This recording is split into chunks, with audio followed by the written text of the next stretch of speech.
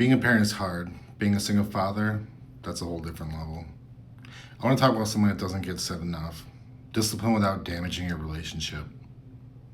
I don't believe in screaming at my kid. I don't believe in blowing up just to blow up. But I do believe it's okay to raise your voice sometimes. Not out of anger and not to scare them, but to mark the moment where the behavior is not okay. There's a difference. For me, the most important part isn't the raised voice, it's what happens after. If I raise my voice, I always come back once I've calmed down. I explain why I raised it, and I explain what the issue was. And I make sure my son understands the lesson, not just the punishment. Let me give you a real life example. So yesterday I was trying to show my son something that involves safety. Not something that's optional, not a suggestion, safety. He refused to listen, he wanted to be silly, and he wanted to do his own thing. I got frustrated, I raised my voice, and I told him he wasn't going to play his games today. Why? Because I already set the expectations, and when expectations are clear, consequences have to be real. And it worked. He listened to what I said. But that wasn't the end of it.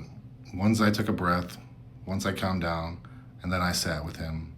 I explained why I got upset, and I explained why safety is so important. I told him there's a time to be goofy and a time to be serious.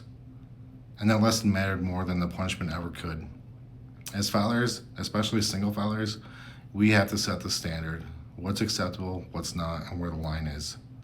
But we also have to nurture the relationship, because discipline without connection turns into fear, and connection without discipline turns into chaos. Our kids need both. They need to know this. Dad will correct me, Dad will explain it, Dad is fair, Dad loves me, and Dad has my best interest at heart. Most importantly, they need to feel safe with us, safe enough to listen, safe enough to learn, and safe enough to trust us. We're not going to get it perfect. I don't. No father does. But if you're taking the time to calm down, follow up, explain, and teach, you're doing more right than you think. That's how lessons stick, that's how respect grows, and that's how boys turn into good men. If you're a single dad trying your best, you're not alone. If you have an example or any comments you want to put below, I'd love to keep the conversation going. I appreciate you watching. Please like, share, subscribe. Looking forward to seeing you in the next one.